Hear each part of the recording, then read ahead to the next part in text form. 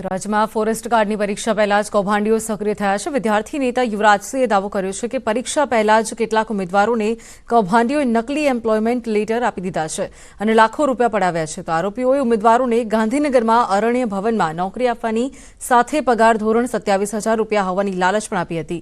એટલું જ નહીં, આરોપીઓએ નકલી નિમણૂક પત્રો બનાવીને ઉમેદવારોને આપી દીધા હતા, તો જેના ઓનલાઈન રૂપિયા પડાવ્યા હતા। ત્યારે યુવરાજસિંહનો દાવો છે કે કૌભાંડીઓએ પહેલા 550 અને ત્યારબાદ 2500 અને ત્યારબાદ 25,000 જેટલા રૂપિયા પડાવ્યા હતા। તો આ અંગે હાલ તપાસ થશે।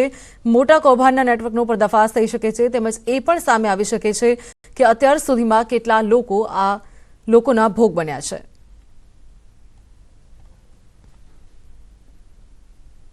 ફોરેસ્ટ ગાર્ડની ભરતીમાં હજી તો પરીક્ષા લેવાની નથી, એ પહેલા જ જે ફોરેસ્ટ ગાર્ડ છે એના એપોઇન્ટમેન્ટ લેટર એ ઇસ્યુ કરવામાં આવી રહ્યા છે।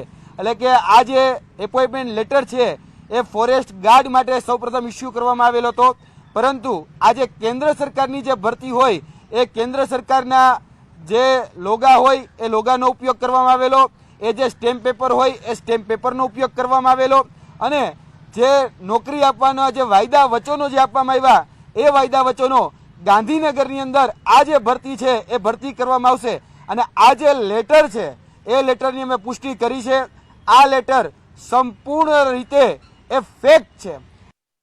જે રીતે મયુર તડવીમાં જે એમ્પ્લોયમેન્ટ કાર્ડ હતું એ એમ્પ્લોયમેન્ટ કાર્ડ જે રીતે ઇસ્યુ કરવામાં આવે એમાં પણ આ જ રીતે એમ્પ્લોયમેન્ટ કાર્ડ ઇસ્યુ કરવામાં અત્યારે ફોરેસ્ટ ગાર્ડની જે ભરતી છે એમાં એ ઇસ્યુ કરવામાં આવી રહ્યા છે। આ જે ભરતી છે એવું કહેવાય રહ્યું છે કે કેન્દ્ર સરકારની ભરતી હતી, પણ આજે કેન્દ્ર સરકારમાં આ પ્રકારની કોઈ જ ભરતી એ બહાર પડી નથી। આ ઉપરાંત યુવરાજસિંહે રેલવેના નામે પણ કૌભાંડીઓ ઉમેદવારો પાસેથી રૂપિયા પડાવતા હોવાનો દાવો કર્યો છે। યુવરાજસિંહે દાવો કર્યો છે કે આરોપીઓએ રેલવે રિક્રુટમેન્ટ બોર્ડની નકલી વેબસાઇટ બનાવી હતી, જેના આધારે નોકરી આપવાની લાલચ આપીને લાખો રૂપિયા પડાવ્યા છે। તો એક ઉમેદવારને તો આરોપીએ કલકત્તા બોલાવી મેડિકલ સર્ટિફિકેટ પણ આપ્યું હતું। આ અંગે યુવરાજસિંહ ભોગ બનનારા ઉમેદવારને સાથે રાખી ફરિયાદ પણ નોંધાવશે।